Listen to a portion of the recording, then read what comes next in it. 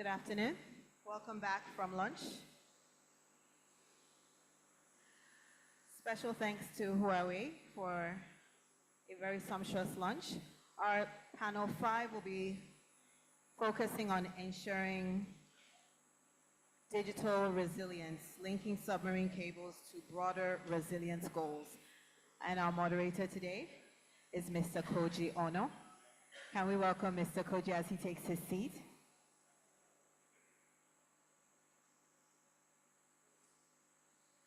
Koji Ono is currently the Company Executive Director of Submarine Cable Networks at KDDI. He has several cable projects as chairperson of procurement groups O&M and AR&R subcommittees. Mr. Koji has contributed for Yokohama Cable Maintenance Zone, as well as both cable owner and CEO as a ship operator. Mr. Koji, I'll be handing over to you now for you to take over for panel 5. Thank you. Thank you. Good afternoon, everybody.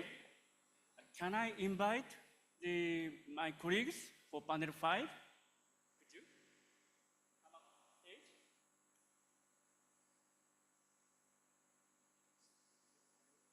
Thank you.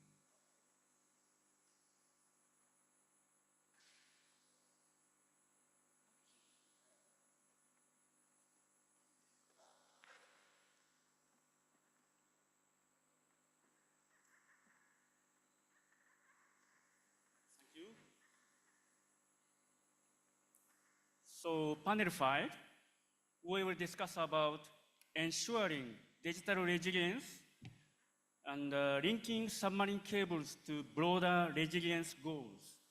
That is our theme. And then I would like to introduce our panelists. So, Mr. Song Kim from the World Bank, Vice President of Digital of World Bank. Thank you. And Mr. Tang is currently the Senior Vice President of China United Network Communications Group. And he also serves as a non-executive director of China Tower Corporation Limited, a non-executive director of China Communications Services Corporation Limited. Thank you. And Nomsa, as you already know, she is a co-founder of ASEF-Africa to support African subsea systems development. Under her leadership, the organization has become a key player in raising awareness, establishing talent pipelines, and promoting education about subsea systems in Africa. And finally, Mr. Rodney Taylor, is currently the Secretary General of the Caribbean Telecommunications Union, an intergovernmental organization responsible for harmonization of telecommunications ICT policies within the Caribbean countries. Prior to this, he worked as a business development and operations manager at CTU. Thank you, everybody.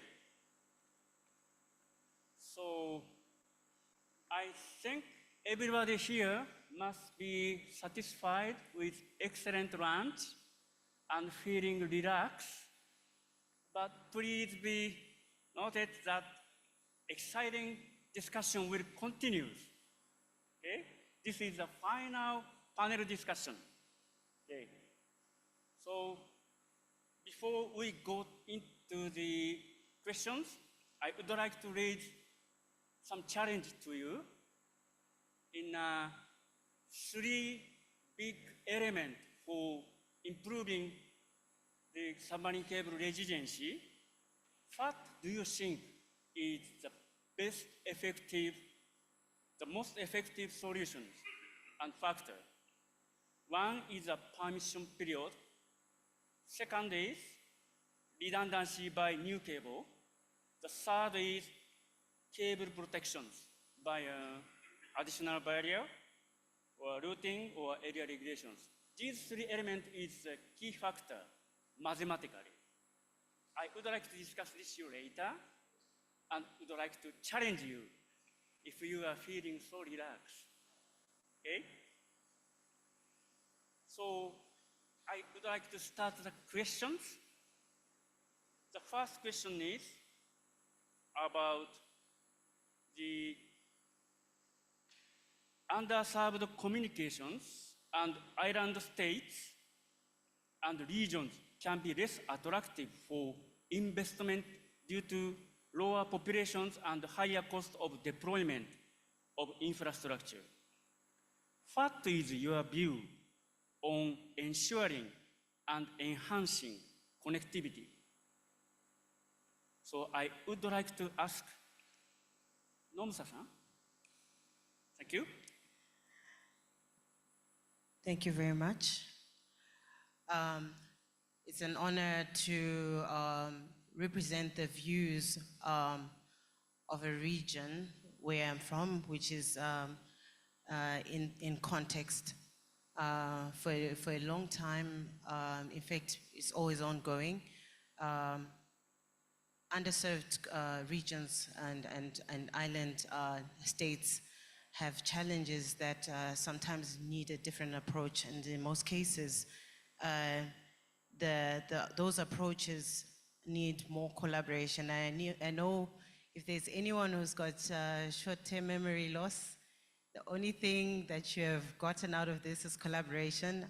I can't overemphasize the need for collaboration. So it starts with that, but collaboration from a holistic point of view.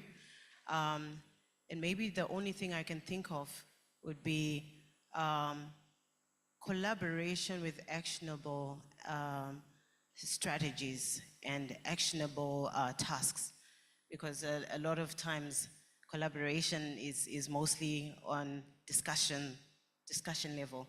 But I think we have, with the help of this body and relevant organizations, institutions in these kind of regions that are underserved, I'm hoping that this conversation is not going to stop at collaboration from a discussion point of view, and that we actually really develop crystal clear, actionable items to actually work on with feedback that is meaningful. I'll take this from maybe an angle of looking at what other states have done.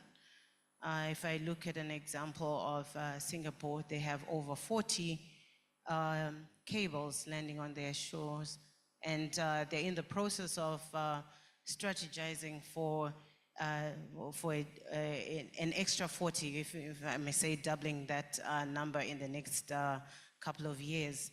So I think it's important for us to double click on what lessons we can learn from other states that can help states that are marginalized or underdeveloped. There are a lot of examples. Singapore is one of them. Japan. I'm not going to mention all of them. You probably know, some of the delegates in this room might know more than I do. But examples may come from, Singapore, Japan. Japan has a high rate of earthquakes, so them implementing seismic-proof designs or designs that help with those such situations help to enhance once we get to a point of developing, because after developing a cable in an underserved region, the most important thing is to actually safeguard its resilience. The third is Australia. I think this has been touched on, so a lot of lessons to be learned there.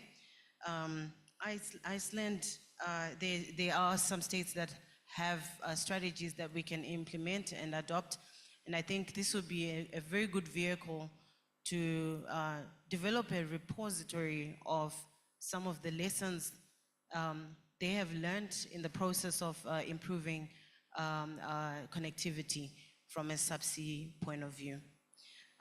In addition to that, I think Africa and Caribbean Pacific Islands, there was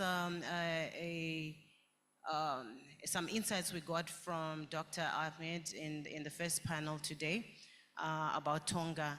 And I'm just remembering what happened in Mauritius in April. We had they had a cable cut, and Mauritius is an island with about 1.3 million on the southern part of Africa, and that outage became more impactful, negatively impactful to that economy, because it's an island that has 3 cables, and of the 3, they had already lost 2 cables near the Yemeni waters, and I'm sure a lot of you know about that outage. And with the 1 cable that was left, that outage left them isolated on parts of their network. And you can imagine, if you're looking at it empathetically, if you're sitting in a situation like that, you are in a state that is isolated, and the kind of dependency that a state like that would have on internet infrastructure, a state that is reliant on tourism, and with the close relationship between success on communications and tourism, that then brings us to trying to focus on how we can improve on the way we think about developing in underdeveloped states. I think the only other point that I would want to mention is right now the world is starting to look at different use cases. So right now, if you look at how you can traverse traffic from APAC to the Americas, there was a single corridor that was favored, and due to like a regional outage in that area in the Red Sea, now we are seeing more companies, organizations looking at different use cases for different routes.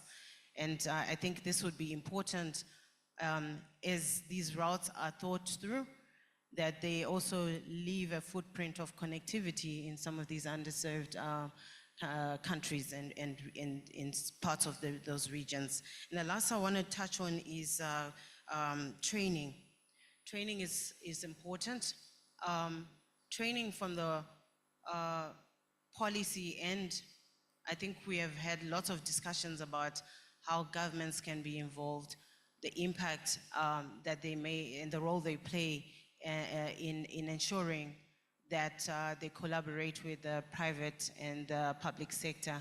And I think more training is required. There's so many regional bodies. ASEF is one of them, which can facilitate for such trainings. And I'm sure support is needed for the different entities that are trying to lend a hand, do something about the underserved regions and states. I think I'll end here for now.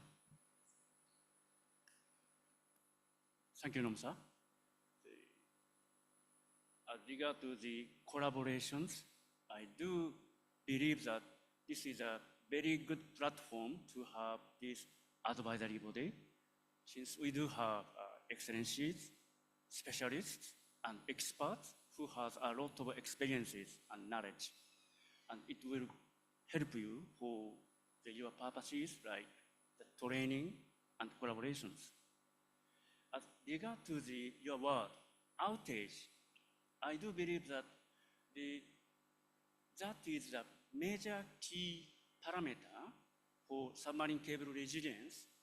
We should challenge to reduce the outages. So I, again, would like to discuss this issue later, together with the people here. Q. And may I ask Mr. Tang for your comments and answers on this question. 好，谢谢主持人。我也认为，对于这种人口较少， Wait a moment, could you wear the headphone for translation? 好 Thank you. 好，谢谢主持人。我认为对于这个人口较少、基础设施部署这个成本较高的这个地区和国家，更需要这个利用海缆的建设来推进这个互联互动体系的建设，以消除这个经济的孤岛和经济普惠发展。我个人思考呢，可能从以下3方面我们可以做一些工作。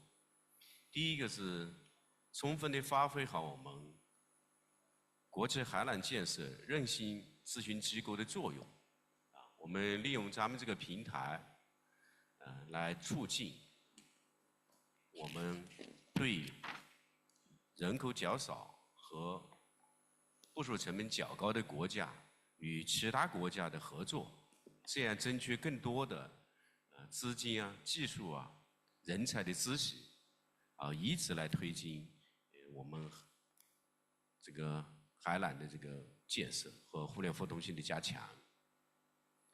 第二呢，我觉得是我们也要多措并举的来推动这些地区和国家的海缆网络的建设。一方面，我们可以考虑通过一些政策，你比如我们一些运营权的赋予和税收的优惠，以此来促进更多的国际资本来参与这些区域和国家的基础设施的建设。另一方面，我们也可以考虑通过国际运营商网络的共建共享的方式，这样就分摊更低的成本，以保障我们更好的能够在这些区域和国家建设更多的覆盖更广的网络，同时也可以让运营商利用这种方式去拓展我们的业务的范围，形成一种差异化的方式来推进我们海缆网络的一个建设和互联互动性。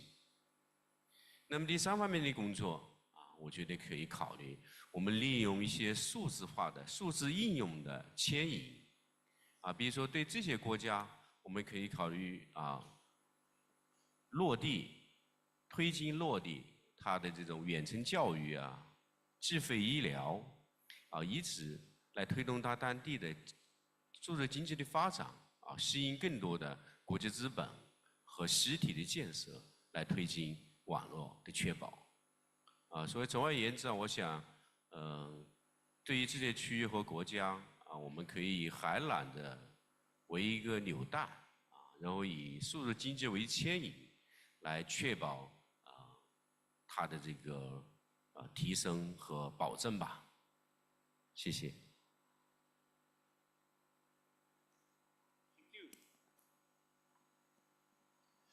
Thank you very much, Mr. Tang. So on your suggestion about the joint construction and sharing cost for the developing the countries who is underserved for submarine cable is very impressive here. And also I would like to note that our excellent suppliers, NEC, Alcatel, Huawei, they have developed excellent ROADM branching units, which will support and help to have a branching cable landing for the areas which does not have super big capacities. So I do believe that NECs, Alcatel, Huawei, and we are not here, Subcom people, they will contribute for that aspects also. This is a very good platform that we can ask them to support. Thank you very much, Mr. Tang.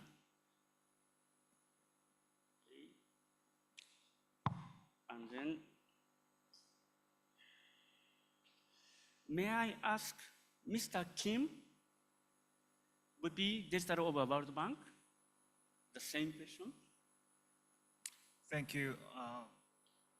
Actually, the World Bank has been investing in this cable, submarine cable area for a long time, not only through the government funding, but also by funding to private sectors, and sometimes most of cases special purpose vehicles and etc.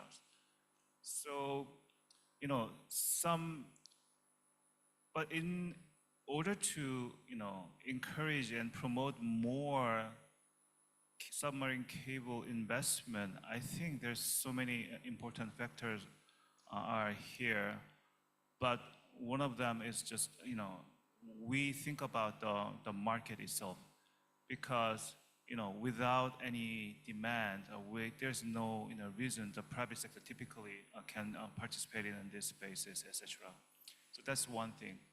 The other thing is that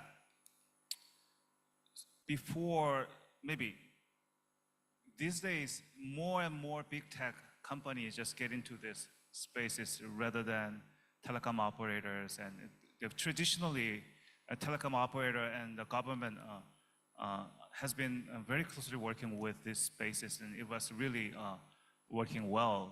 But these days, the environment and ecosystem has been more complicated before previous several decades. So I think some effort to make more ecosystem stakeholders come into this space and discussion further is really crucial for the further development, I think. From the World Bank point of view, I think the three main points is very important to encourage the further development of the subsea cable. The first one is the public policy reform and public policy engagement with the local governments, because we need to very closely work with the local government how to help them to reform their license process, for example, or enhancing the interoperability and interconnection with existing incumbent player, and ensure the co-location opportunity with fair price is really crucial. At the same time, some open the access to the internet international gateway is also very crucial for the further participants. So this type of regulatory dialogue with the government is really crucial.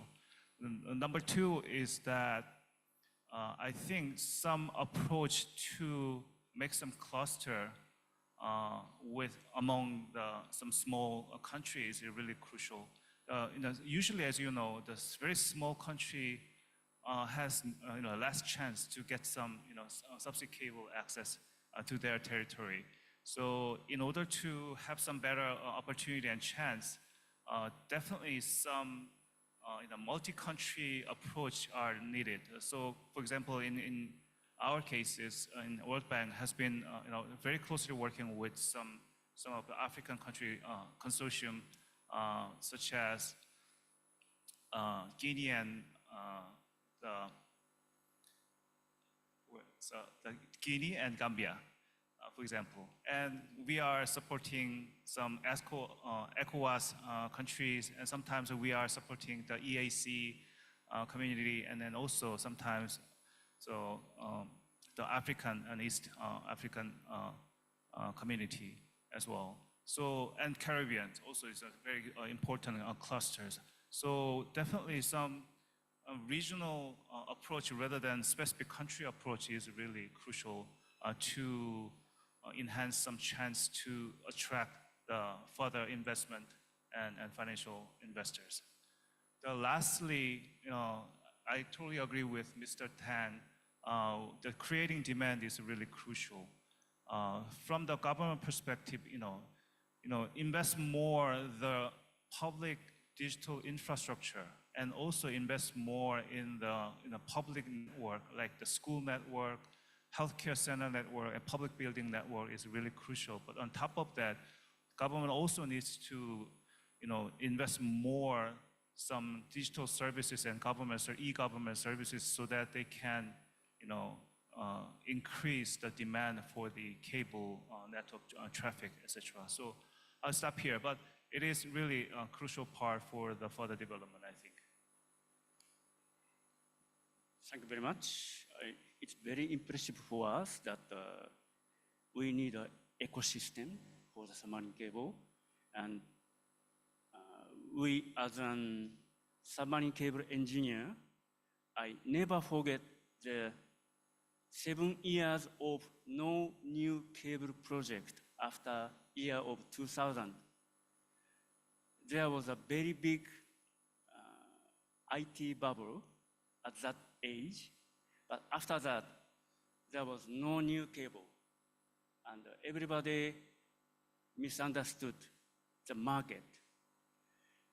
This time, we should notice that ecosystem for the submarine cable is more important to keep the resilience. Yeah, thank you very much. Can we go to the next question? The next question is, considering there is increased scrutiny on recycling, zero waste economies, and sustainability, there are opportunities to look at innovative solutions such as repurposing submarine cable systems at end of life and repurposing them to provide new links to island communities or coastal festoon systems. How can this type of innovation be encouraged? May I ask Rodney? Yeah, thank you. Good afternoon. Thank you, Mr. Ono, Moderator, and good afternoon to everyone. It's a pleasure to join my fellow colleagues on this very important topic here, particularly bringing a perspective from the Caribbean, from small island states. And as I listen to my panelists speak, I realize that we have all of the resources that we need in this room here today to solve the world's connectivity problems. We have the World Bank with all of the money in the world. We have the ITU, a global organization, driving telecommunications development globally. We have tech companies like Google and Meta. We have, who else do we have? We have, right, so we have Meta. I don't see Netflix, but, so we have Huawei. You mentioned Huawei and some of these companies providing technology to address the issues of underserved regions by providing branches off of these superhighways. And I think we should move forward with a collective will to really address these problems. So not just the issue of internet or submarine cable resilience, but how can we leverage this forum to address the connectivity issues. So just to set the context, determining when a submarine fiber is end of life, it doesn't necessarily mean that the cable is dead, of course, as you all know. It can be obsolete, or it could be end of life from a financial or economic point of view. So it no longer has the capacity that it has, it no longer is feasible to carry the traffic. As we know, there's been exponential growth in data movement within the last 10 years. I think there are fiber systems in the world that are probably in excess of 30, 35 years, almost, I think, between Denmark and Sweden. Cable systems established since 1994, are still operational to my knowledge. So you have technological obsolescence in that the technology has advanced and therefore it is not economically feasible. It doesn't have the capacity to move data. Of course, we discussed all yesterday about the damage to cable systems, the degradation to cable systems, the susceptibility to natural disasters, underwater volcanoes, and so on. We have such a situation in the Caribbean. So it's important to distinguish when we talk about lifespan, because that addresses the issue of whether the cables can be repurposed, and in particular to address issues of underserved and developing countries. Of course, the simple answer would be that cables can be redeployed. There are technologies that allow us to, that they're no longer suitable for long-haul or high-capacity routes, but they can be redeployed for shorter regional networks. This can be a cost-effective solution for improving connectivity in underserved regions. And this redeployment can actually have great significant value for small islands and for underserved regions. The panel before this one, I believe, spoke about the use of cables for seismic research.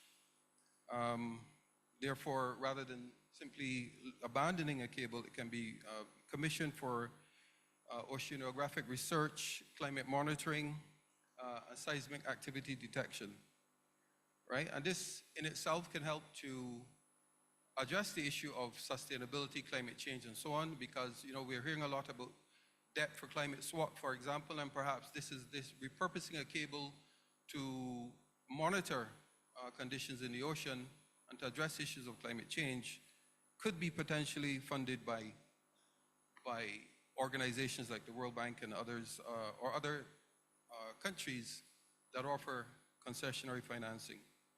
In the Caribbean, we have several cable systems that are actually quite old.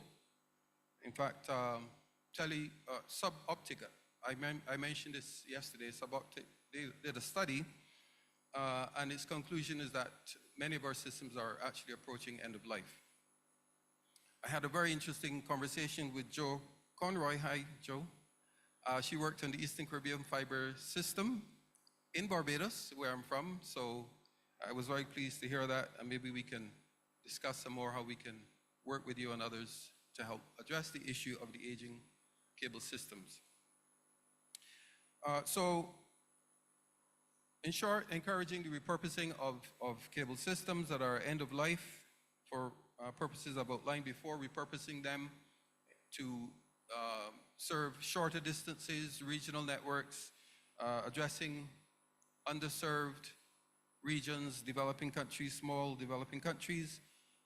We can look at financing solutions, in particular if we link the repurposing of these cables with the broader sustainability goals, the UN SDGs, perhaps there's a possibility to access climate financing, to provide also tax incentives and licensing incentives for operators to repurpose these cables, as I mentioned, rather than abandoning them. I think I may be on my time limit, but in short, we can integrate policy support, financial incentives. We can use technological innovation in terms of repurposing these cables, and we can help to enhance the sustainability of this connectivity if these cables are repurposed. And we could also reduce the environmental impact. Thank you. Thank you very much.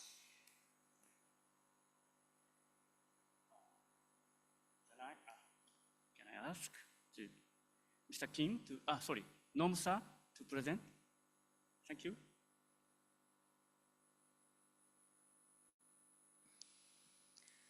Okay. When I look at encouragement, I think it's important for us to take a step back and look at the full process on how we can address the repurposing of resources, cable in this case. And I think it's important for us to look at how we can improve on research and development. Looking at the whole ecosystem as well, I like to always refer to the whole ecosystem because a subsea cable doesn't exist in a bubble. It needs to land, the capacity it carries needs to land on a device that is used by a person or a group of devices. So I always look at how we look at it from a holistic point of view. So research and development will be important in trying to incentivize, just to add to what Mr. Taylor talked about in terms of tax incentivization. All of those inputs help to develop use cases that are used by companies to then develop a full ecosystem, because once you land a cable, even if it's been repurposed, it's got the potential to have a very significant impact on different industries, because that cable will land at a cable landing station. In some cases, that's a building of data centers, building of supporting infrastructure. And with that, a consideration of the improvement or the development of supply chain ecosystems. So research and development is required. It's important, it's a very important input to actually know how to support the various activities that go with repurposing. And I think with that, that also goes into the how part. So you can extract a cable, now we know that, and repurpose it. How do you do that? That also needs local education around this, and improvement in the support of locals that can help facilitate and operate in the extraction and refurbishing of those cables. Another point is the development of repositories, data repositories. All of this information, once it's done somewhere, it's done properly. It's also important for us to have a system where we continuously have data available for the next set of countries or regions that would love to go through the same processes. As we are talking in the spirit of collaboration, I think it's important that we continuously support each other, and data is the one proven useful input that can help with defining good, sustainable strategies. I think that the last I would want to mention is the incentivization of policies. So if you are a nation that requires a cable, an undersea cable, and there is that possibility of extracting a cable from somewhere else, repurposing it, and installing it. I think it's important that the nations and the regions are supportive to receiving that sort of support as well. So going back to incentivizing, by complementing with other internal funds that can help with the development of the other pieces of that cable that can make it work. And so this means looking at how regulators and governments sometimes set aside funds. These funds can also be used to collaborate either in the research and development or in helping with skills and talent pipeline development. These all come together to benefit, and I think that's a pretty good way of thinking about how to encourage. Thank you.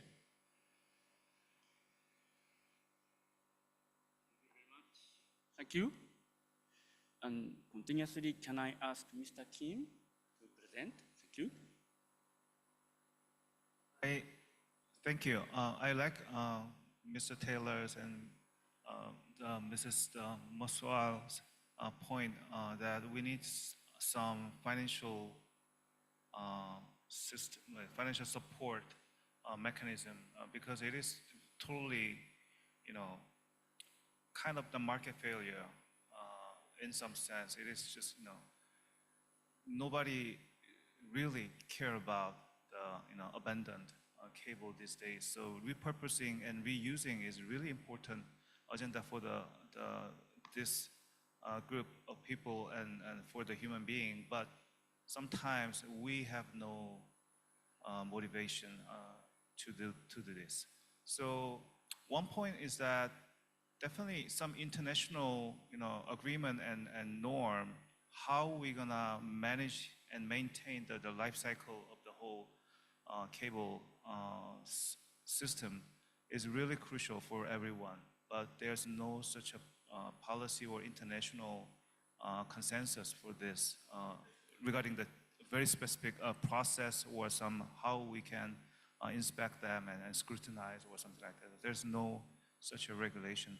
I'm not saying that the regulation is really needed, but at least there's some, shared information. Everybody can know that how these cable are being managed and finalized.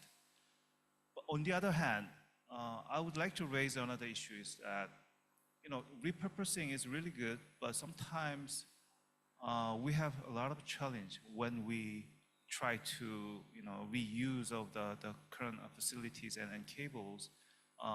It costs a lot sometimes. So it is really hard to get balanced between whether we just really just repurpose this or whether we'd better just abandon this. But I'm not talking about the abandoning. Once we just collecting the cable, and then we can easily find that it is not really usable, and then we can find another process to for the clearance for the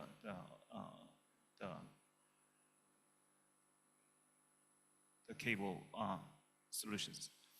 So some another the research or another some discussion among the experts, how we gonna make this process more officially and more in a more standardized way is really crucial, because currently there's no one I really care about this type of process, and there's no international research. So maybe we can discuss further how we're gonna make some new norm for these issues. Thank you very much. As regard to the use of a submarine cable, do you have any experience in your countries? Yeah. For KDDI, we have some experience to donate our out-of-service cables, retiring cables, to the scientific institute because of the cost saving of tax and removal cost. It was successful first. However, after a few years, the scientific institute were suffering from the repairing cost, maintenance cost, and finally, the cost of removal. They cannot afford. So tax advantage is quite good by government. We appreciate it, but some kind of a support for the scientific institute is indispensable for the seismic usage, I think. And one more, as for the reuse for the non-big market submarine cables, I mean, we have some experience to donate our cable to some submarine cable project at $1.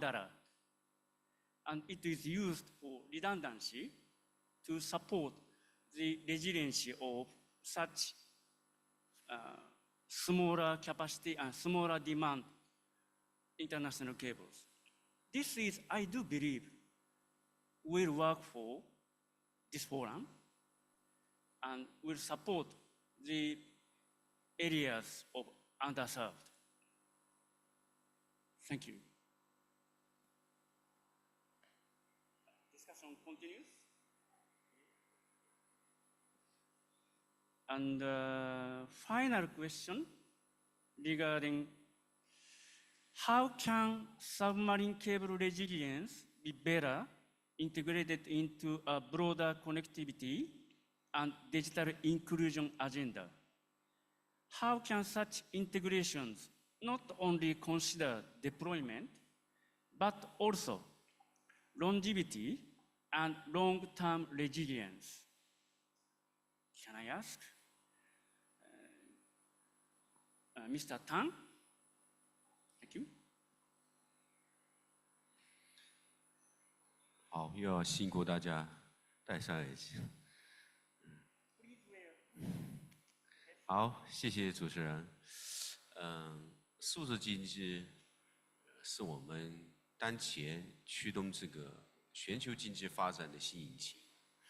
而国际海缆又是我们数字经济的一个底座，或者讲坚实的基石。所以我也认为，确实很有必要，要将我们的海缆的韧性要纳入到更广泛的互联互通和数字包容这个协议当中来、议程当中来。我从3个方面谈一下我的思考。第一个，在如何能够保证我们海缆在生命周期内的长期稳定运营。我们也是积极的倡议和倡导国际合作。我们采用不同国际海缆组织之间和运营商之间，推动它的我们多路由、异路由以及新路由的联合的保护，以此来确保我们海缆大带宽的连接湖的稳定，来推动我们国际海缆的韧性和互联互通与这个数字包容的性的这个水平来稳步的提升。那么第二方面的思考是，在我们如何来建设我们数字化运营的对国际海缆的运营的能力上面，构建起我们海缆状态实时的监控的能力。我觉得我们应该要通过一些像人工智能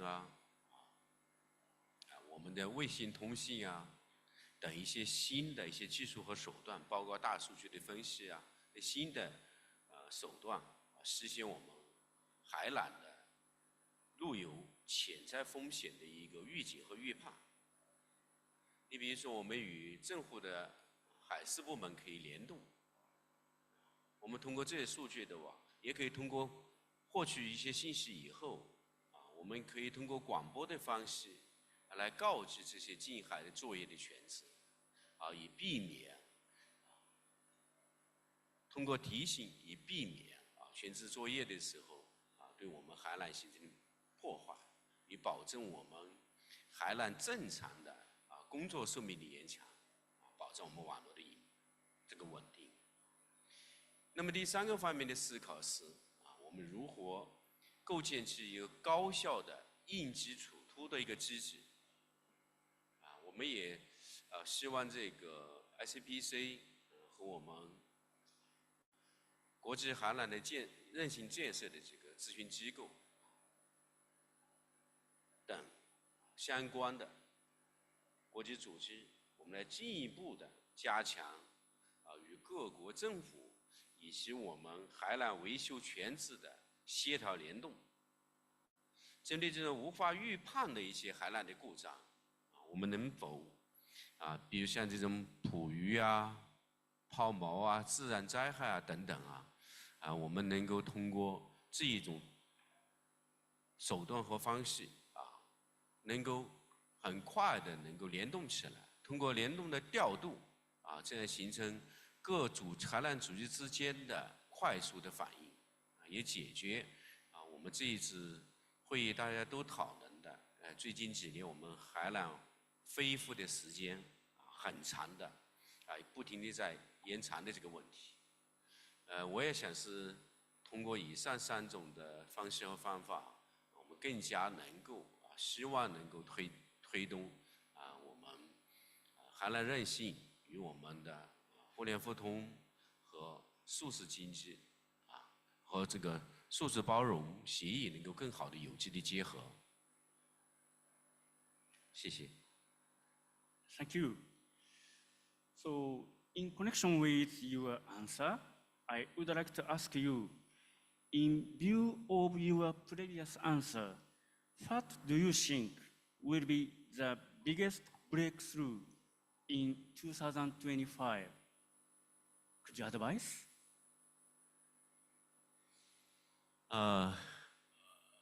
我认为2025年出现的最大的突破的可能，有望是这个我们如何来通过例如人工智能包括我们可能一些通感技术一些新技术的应用和赋能，来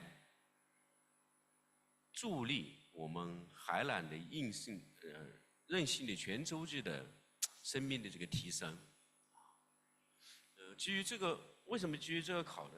就是我们一方面在加大不同海缆这个我们登陆点和我们关键节点的建设的同时，我们应该更积极的利用我们人工智能，就我们 AI 和我们其他的一些前沿科技技术，来构建我们在新的时候，我们对国际海缆的，特别是在出现这种损坏和应急状态下的我们的处置的机制和能力。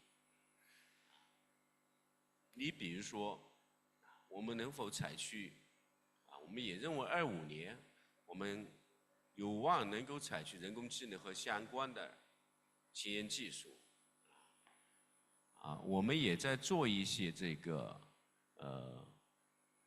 尝试我们通过这种方式来在出现海缆故障的时候，能够自动生成一个路由导航的方案。这种方案也是通过 AI 来判断的可能是基于时延最优，也可能基于是成本最优所以它会根据运营商本身的，或者是国际海缆的和你自己的资源和你业务的存在的需要，来导出一个客户感知最好的一个方案过来以此来实现我们在客户感知提升的情况下是成本最优的，并且是最快能够修复我们海缆损坏的，确保我们网络的运营这就是我认为可能我们在25年能够实现突破的方向。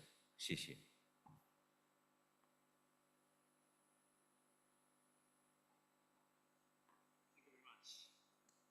Thank you. So I agree with Mr. Tang that submarine cable systems is the kind of most outdated area about AI.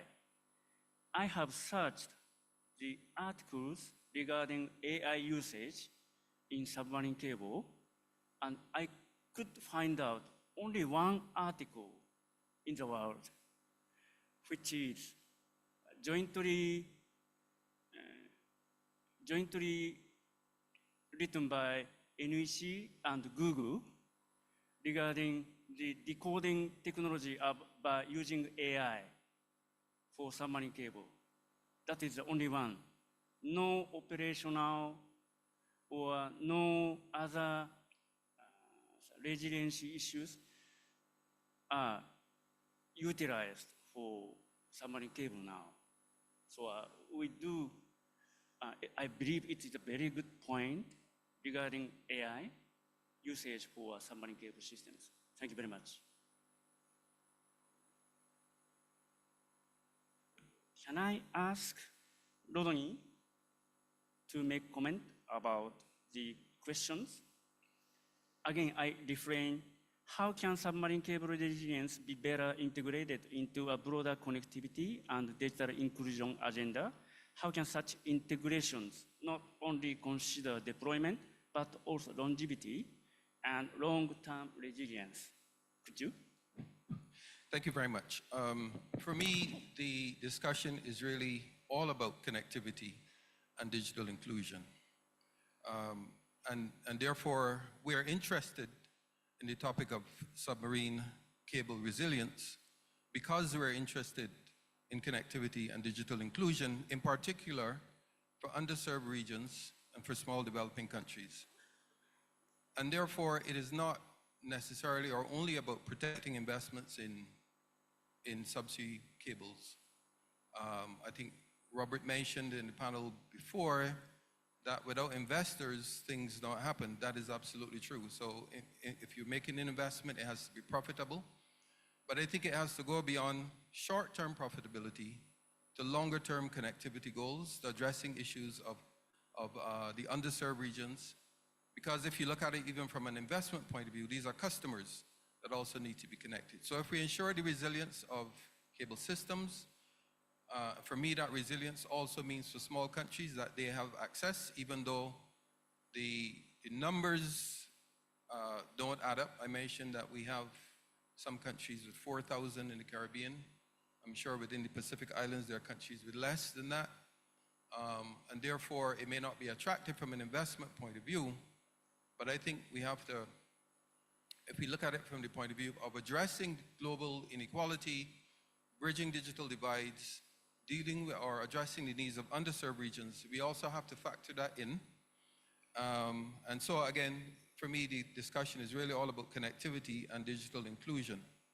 I think when we do our national strategies or national digital agendas, that the issue of resilience of cable systems is important, because there's no point advancing a digital agenda at the national level and the international connectivity is weak. And so for us, in addition to resilience of submarine cable systems, we've been promoting things like internet exchange points within the Caribbean, so that if the traffic is local, it should stay local. We have situations where even domestic traffic goes up, say to the United States or to an exchange in North America or to Europe, in fact, as well, to return to the national borders. So we also promote a more efficient routing of internet traffic in addition to resiliency of international transit.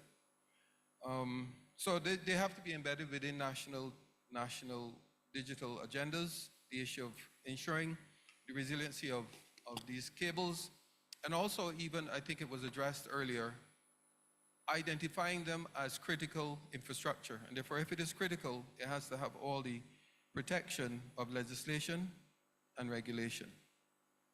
So I will just sum up by saying, yes, there's a short-term imperative for a return on investment, but there has to be a longer-term consideration for addressing the needs of underserved regions and small countries.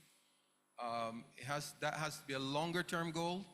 It has to be facilitated by development agencies and development banks like the World Bank. It is not the only bank, but it's certainly one of the institutions that can help. We have worked with the World Bank before on a project called CARSIP within the region, the Caribbean Regional Infrastructure Program, and that went a long way in improving connectivity in some of the countries within the Eastern Caribbean states. So I will reiterate, for us, this conversation is all about inclusion and bridging connectivity gaps. And in order to do that, we have to ensure the resilience of these submarine cable systems. And that, for me, is a means to an end. Thank you. Thank you. So my continuous question is, in view of your previous answer, what do you think will be the biggest breakthrough in 2025? In 2025, the big corporations that are laying record-breaking submarine cable systems will make provisions for small countries in the Caribbean by providing branches off those cables to the Caribbean, to Africa, to the Pacific Islands. That will be a big breakthrough. That's my prediction. In addition, of course, I have to say something about AI, and I believe, and it came up in one of the previous panels as well, that we have to leverage artificial intelligence to be more proactive in terms of any impending disasters, so monitoring for sure, use of robotics to advance cable repairs, the notion that in 2025, 2026, Africa has to wait for a ship to cross the ocean to address a cable break, to me, is something that should not continue. And therefore, if we have to look at how can we automate some of this repair through the use of robotics and artificial intelligence, and I think that that's the direction that the industry should go in. I'm sure it's being done, and I know robotics already are being used, but I think there's an opportunity to address, in particular, where you can't have ships parked off the coast of Africa waiting, that we can look at how we can use robotics and AI to address issues of cable repair. Thank you. Thank you very much. Yeah, these are all the questions today for panel 5. Do we have a time for a question for this forum? 2 questions. Okay, thank you. So, could you raise hand? Thank you. Thank you. Thank you. Very insightful session. Thank you very much, Ms. Moser, for that very insightful aspect of use case in Japan, resilience, considering seismic action, not there. Then, of course, Mr. Yang on AI. Then, of course, my friend from Caribbean. In 2007, when we launched our communication satellite on its own does not provide content. There has to be integration of communication satellite to terrestrial infrastructure where you build your teleport, then of course content, STM1, Submarine, STM1 to your hub and to the transponder of the satellite. And then the only cable lighting up West Africa, particularly the shores of Lagos, was SAT3, but there was incessant cut.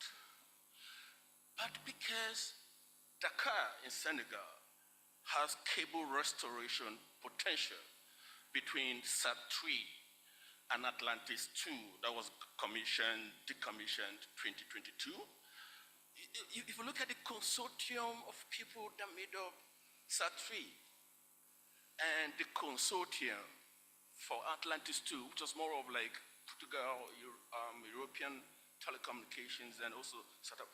But they were able to come together somehow in a round table, and there was connectivity between these 2 cables to enhance self-healing networks, to enhance redundancy.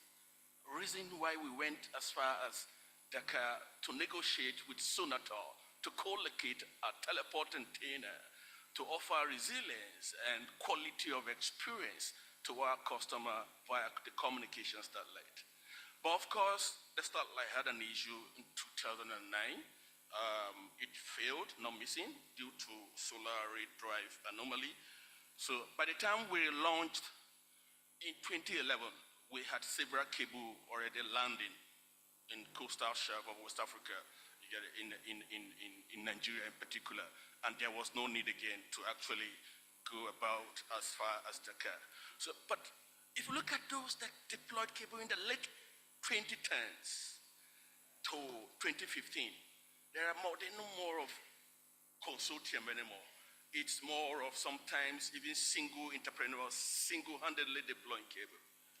So the question is, now there has been paradigm shift from issue of consortium, government of nations, to individuals deploying cable.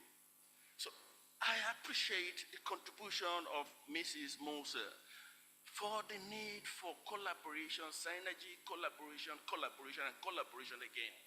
That when we deploy this critical infrastructure, there should be connectivity, there should be room for, you get it, it's gonna be difficult, but there has to be some kind of metrics and understanding and discussions that comes and frameworks that comes into, look, let's do this to enhance cable restoration potential to enhance redundancy between one cable and the other, to enhance even what we're talking about AI. Because of course, when you don't have the stopgap for redundancy, so self-healing networks introduces lots of delay and delay and delay. So this is what I want to bring to the table, that in addition to all that we'll be discussing here, there has to be at the level of the kind of association that you belong to, Mrs. Musa, you get it, there has to be some kind of cooperative synergy talks with some kind of framework to guide those who go into COVID deployment, you know, to synergize, to give room for connectivity points. And of course, that will also enhance, you know, islands in the middle of nowhere, Caribbean countries, because when they come land there, then at that landing point, there will be some kind of a way, a gateway, a connectivity that we had in Dakar that brings about more resiliency to this. And of course, I also appreciate this is 21st century, the need for use of robotics, you get it, to also patrol, you get it, that will enhance what AI will do, you get it, sensing technologies that can sense where you have issues of imminent failure and all of that. I want to appreciate the panelists for a very insightful discussion here. Thank you very much. Thank you. Anyone regarding the question of cable restoration? Okay. If I must say, it's not a question, it's actually some kind of contribution. Yes. Yeah. Okay. I would like to comment about the restoration issues. Yeah. I have once worked as an AR and RSC, I mean the Assignment, Restoration and Routing Subcommittee for CMIB3. That was a very headache project to have a mutual restoration. However, nowadays, every cable system does have a direct wavelength connections, direct wavelength access, which is very easy to switch to the other restoration capacities. So I do believe that whenever we have a new cable systems, such aspects must be considered beforehand in mutual restoration arrangements. And thank you very much for your comments. Thank you. One more question? Yeah.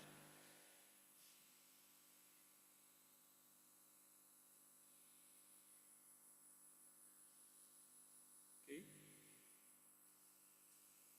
Yeah. Okay. So do you have find out the answer regarding my first question? What is the major factor regarding reducing the outage?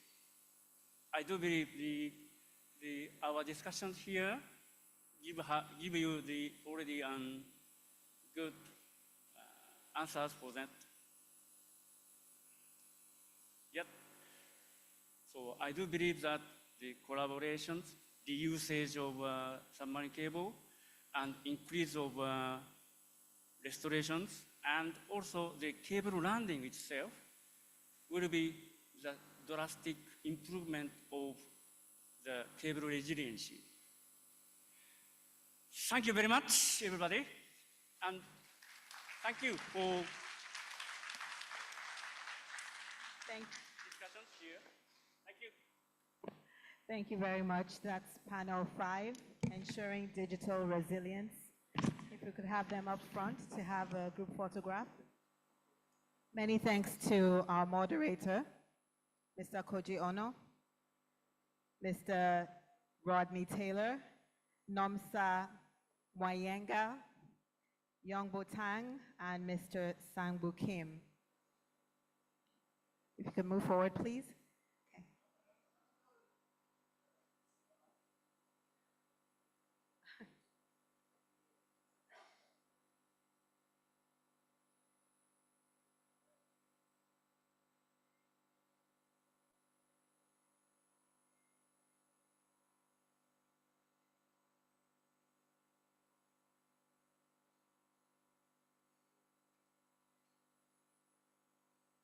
Can we once again appreciate panel 5?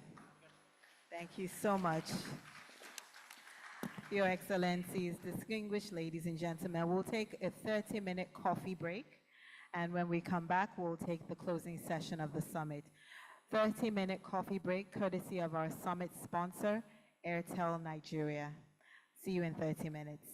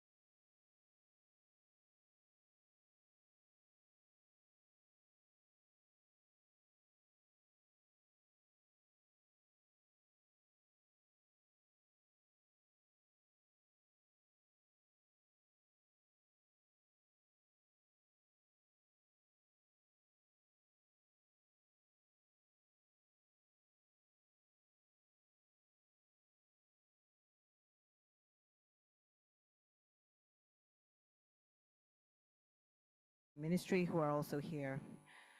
To start off the closing session, permit me to invite to give their remarks here on stage, starting with the Honorable Minister of Communications, Innovation and Digital Economy, Dr. Bosun Tijani, followed by Mr. Tomas Lamanauskas, the Deputy Secretary General of ITU, Co-Executive Secretary of the International Advisory Body on Submarine Cable Resilience. Also, I'd like to invite Professor Sandra Maximiano, the Chair of ANACOM's Board of Directors, and also Mr. Ken Bressie, the Legal Advisor of the International Cable Protection Committee and Co-Executive Secretary of the International Advisory Board on Submarine Cable Resilience. They'll all be giving their closing remarks for the summit. If we could have microphones for them, please.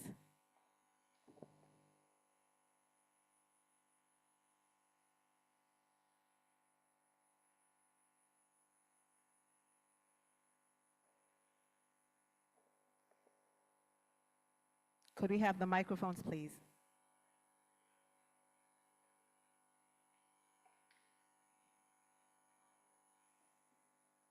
Well, starting with the closing remarks from the Honorable Minister, sir.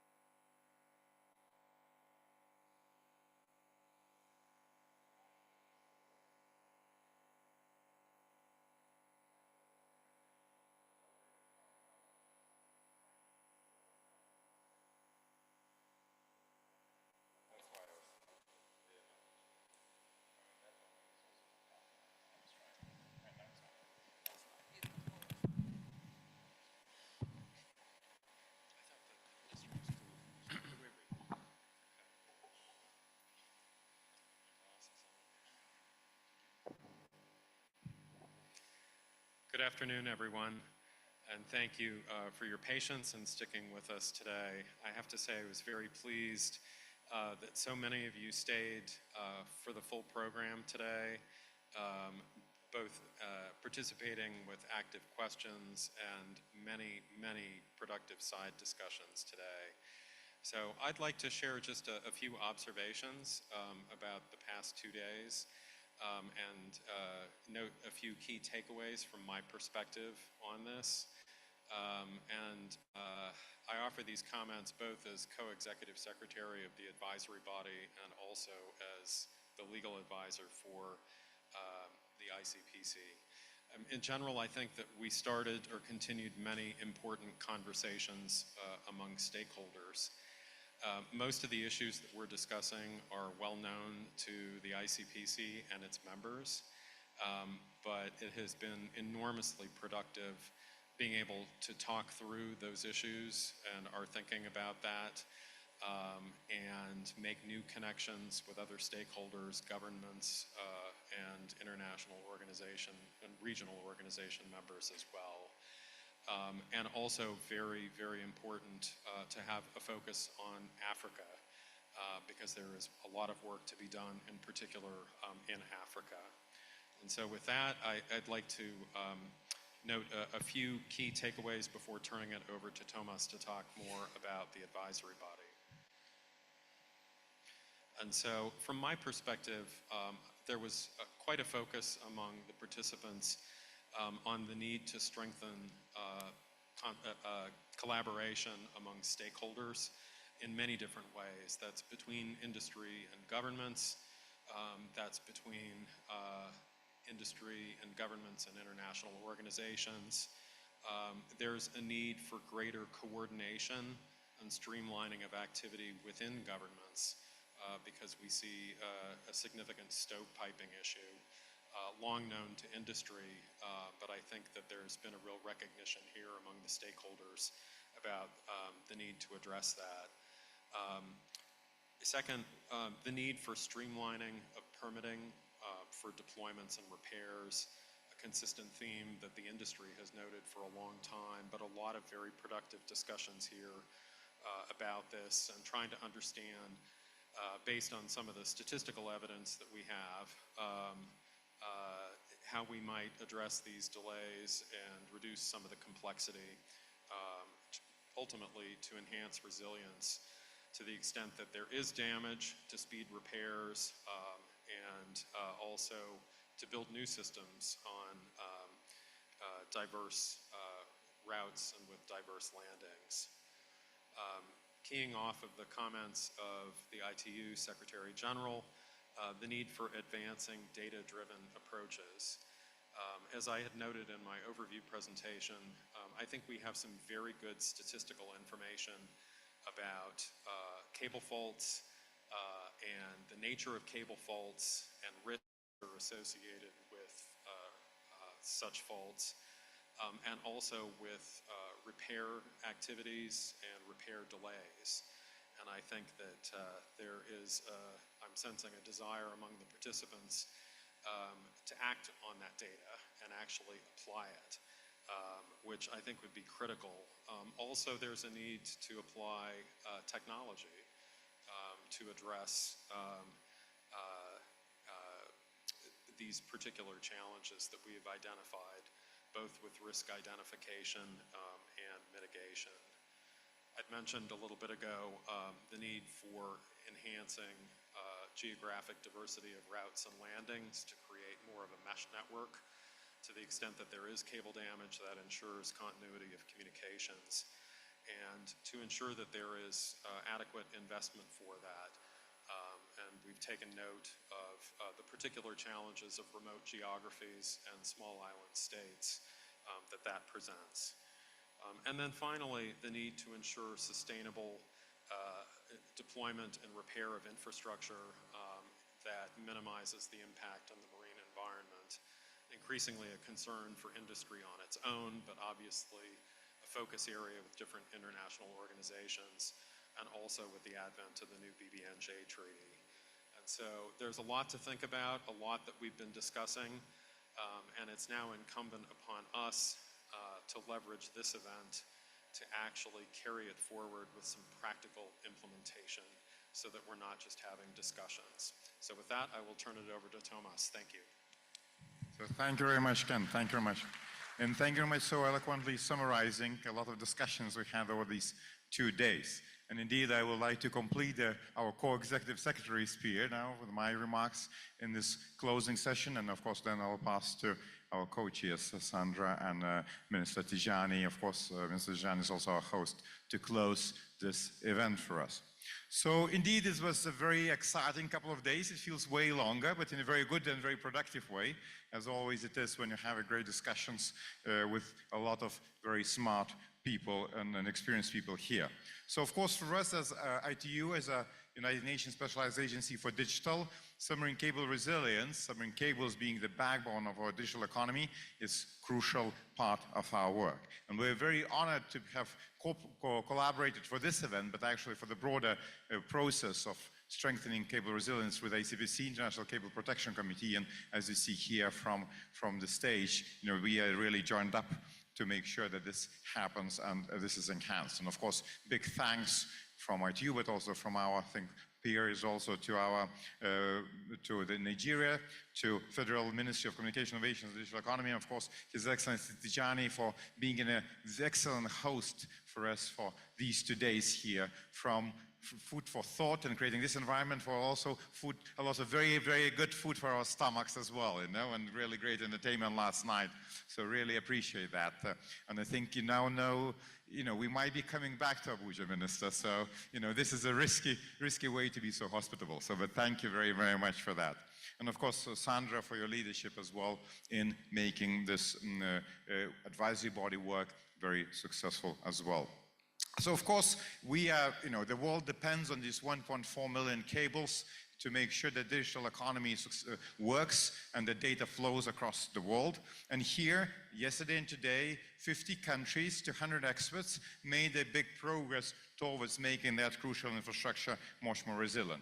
I'm looking forward to the summit's declaration, that will be announced later, but I think that's a very, very clear roadmap for us, what needs to happen going forward. And I think that's, a lot of work being put into making sure that this work is very successful.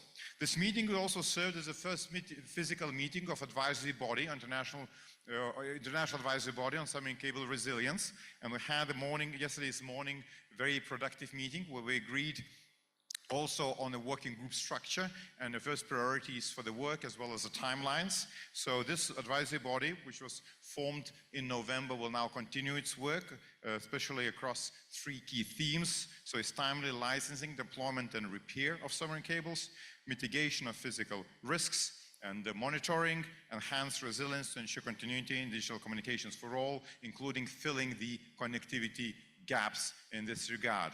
So we have set up 3 dedicated groups. We also set up very, very clear and ambitious timelines to deliver the work. So the momentum is used, and we understand that this is just the beginning of the journey. It's definitely not the end, and we need to make sure that we deliver and deliver together on that. So of course, big thanks again to Minister Tijani and Sandra for leading this work and advisory body.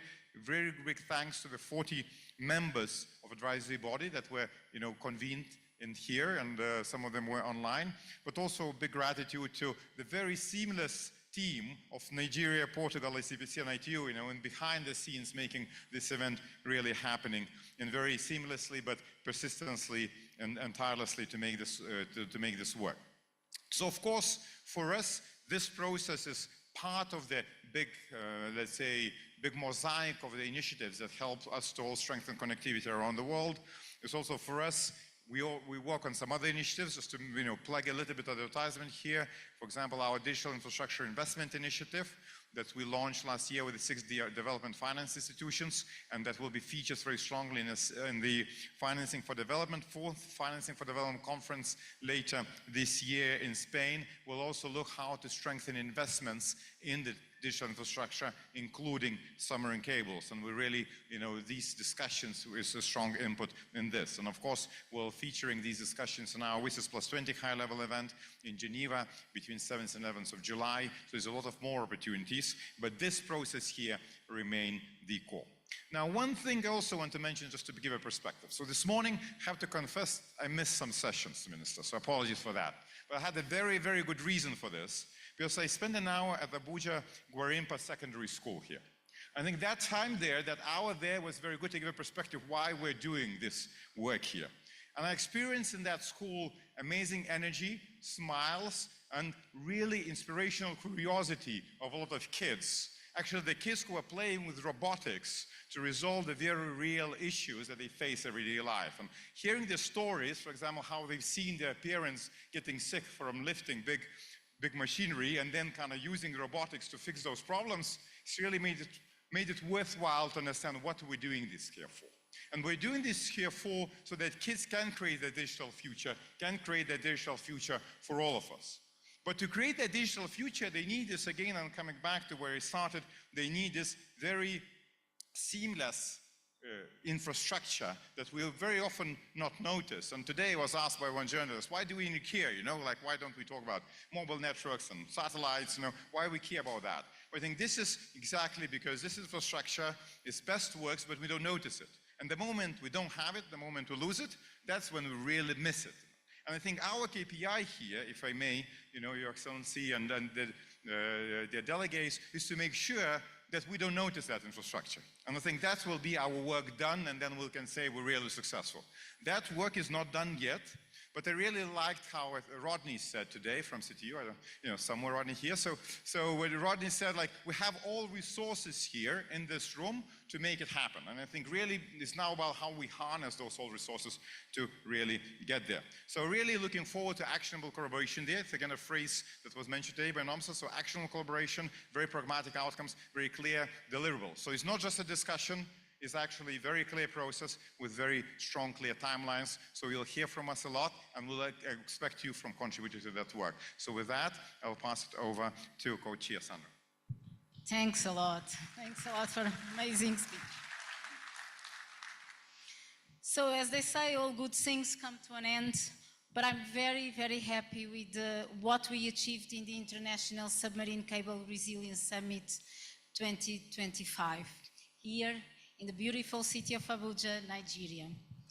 We brought together global leaders, industry experts, policymakers, and international organizations to address the urgent need for greater resilience and sustainability in submarine cable infrastructure. Submarine cables are the backbone of the digital economy, carrying over 99% of global data traffic. No doubt that they are vital and critical infrastructure to international connectivity, digital transformation, and social economic growth and development. Recognizing the increasing risks from natural hazards and accidental damage, we call on all stakeholders, governments, regulators, the private sector, and international organizations to take concrete action to improve the resilience of submarine cable systems. I would stress 5 main actions. First, strengthen international cooperation. In particular, encourage collaboration between governments, regulatory authorities, industry, and global institutions to develop best practices to enhance submarine cable resilience. Enhance risk, and the second action, enhance risk mitigation and resilience measures. We aim at strengthening, monitoring, and response capabilities and implement resilience.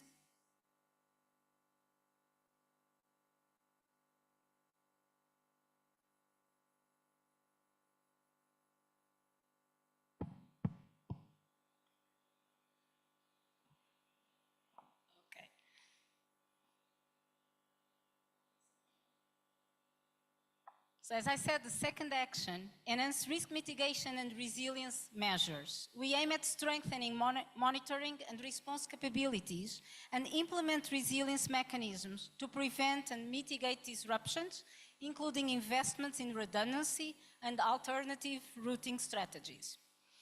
Promote transparency and information sharing. In particular, foster responsible reporting and cross-sectional dialogue on best practices to ensure rapid response, repair, and effective crisis management. Fourth, encourage innovation and infrastructure investment. We aim at promoting technological solutions and sustainable practices that strengthen cable resilience while ensuring a robust digital infrastructure. And at last, commit to capacity building, meaning investing in training, knowledge-sharing initiatives, and multilateral engagement to support national and regional efforts to protect this vital infrastructure.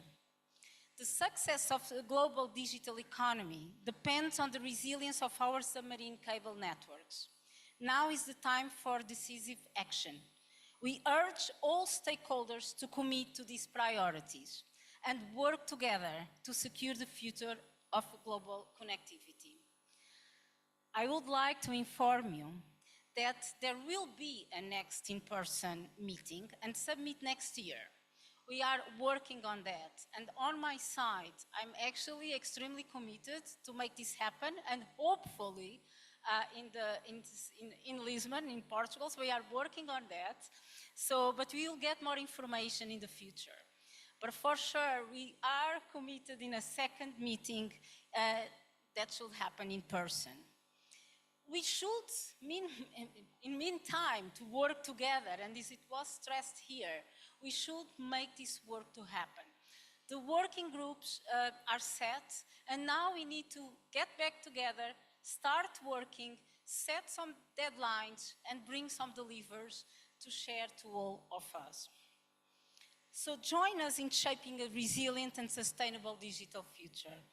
Thank you for your attention, and I count on all of you. Thanks. Thank you, Professor. Your Excellencies, distinguished participants, I'd like to start by sharing with you that in August 2023, I was appointed the Minister of Communications, Innovation and Digital Economy of the Federal Republic of Nigeria.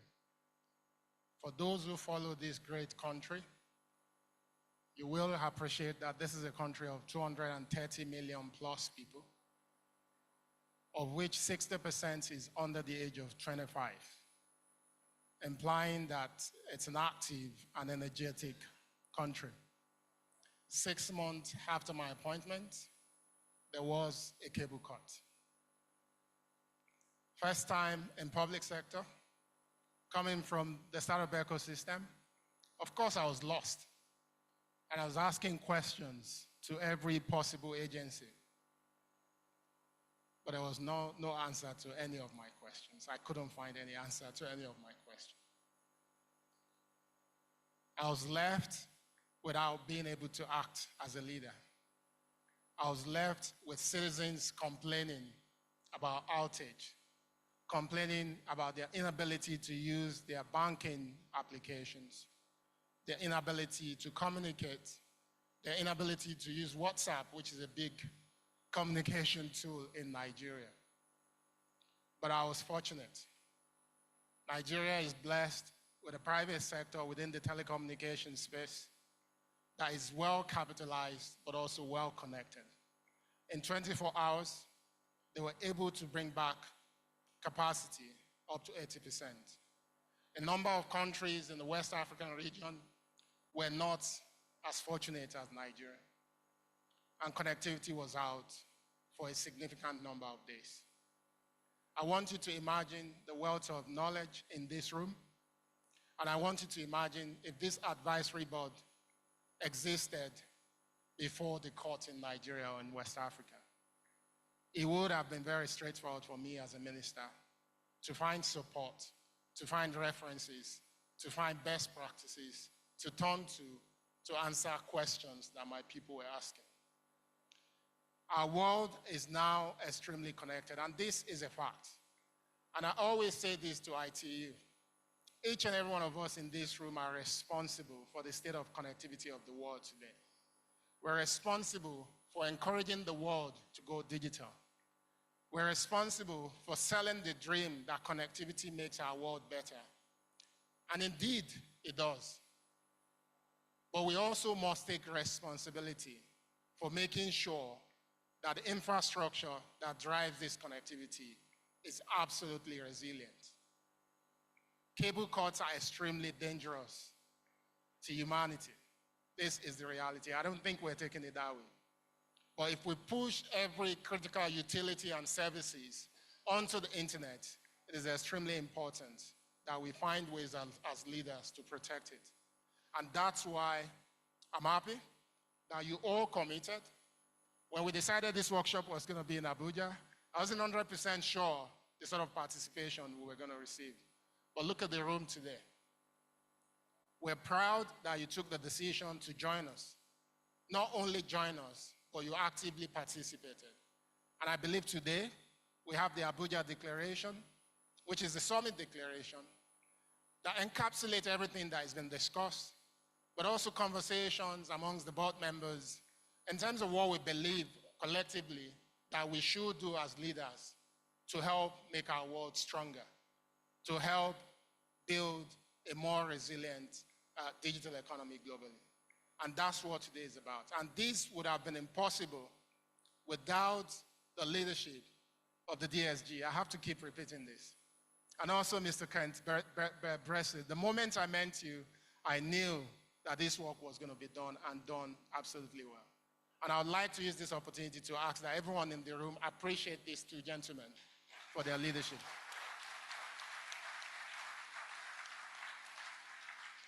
But also to my co-chair for putting everything possible into this work, for making sure we can be where we are today. I am extremely excited. I don't enjoy going to conferences, but I think this one is one that will go down as a significant conference that will set us on a path for helping to make our world stronger and better. And I'd like to use this opportunity as well to congratulate my team, the entire team at the Federal Ministry of Communications, Innovation and Digital Economy, the Nigeria Communications Commission. They've worked tirelessly to make sure that this conference is what it is today. But without the support of the ITU team, and I can see them at the back without mentioning names, we will also not be where we are today. They joined our team months ago, ensuring that we can organize a conference that is truly, truly representative of the spirit behind the advisory body. And to every member of the advisory board, we also like to appreciate your commitment and your support, the work that you've put into ensuring that we can leave Abuja with this declaration. For those who are interested in it, it is now available on the summit website. And I encourage each and every one of us to look at it and also use this declaration as the basis for pushing the work that we've all set out to do through this gathering. Finally, I'd like to appreciate each and every participant for trusting in Nigeria to host this event, for turning up, for participating, for also enjoying our food and our city. I know most of you didn't leave the hotel because it's been extremely busy last 2 days. But we've seen your faces, and we appreciate the fact that each and every one of you, you've been extremely active. This is the end of the conference, and the room is still full. It's a testimony to your commitment to this work. And on this note, I'd like to wish each and every one of you a safe journey back home. And please don't forget, remember to take a part of Abuja or Nigeria with you. And hopefully, we'll see you again soon in the nearest future. Thank you.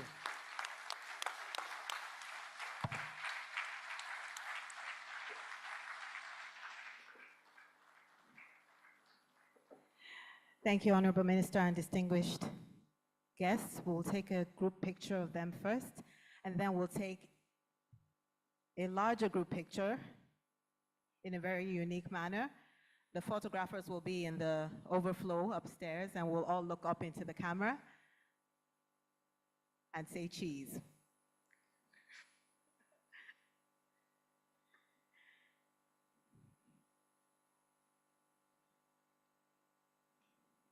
Thank you so much. We'll give the photographers some time to go upstairs to the overflow.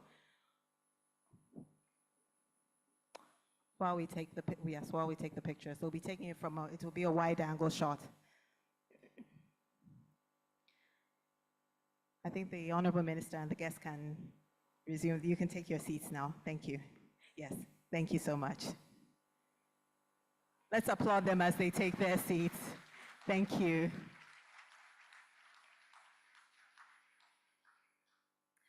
It's been an excellent meeting, and like I said yesterday, that we should please keep the conversation going on the submarine cable resilience by going online and using the hashtag #SubCableSummit, hashtag #SubCableSummit. Are the photographers ready?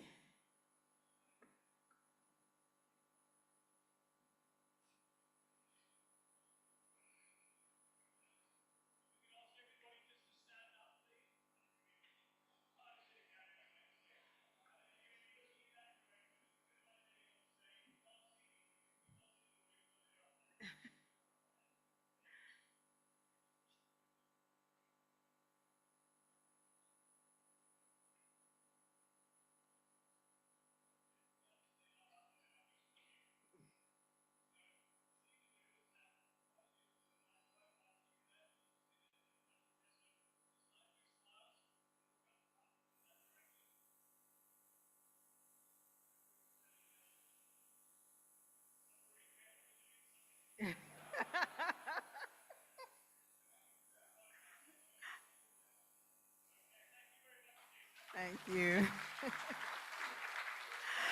Your Excellencies, distinguished ladies and gentlemen, I'd like to invite you all to a cocktail reception in the foyer, courtesy of Glow, our summit sponsor. It's been an honor anchoring this summit once again. My name is Nike Koka Babalola. I wish you all a safe journey home. Thank you so much.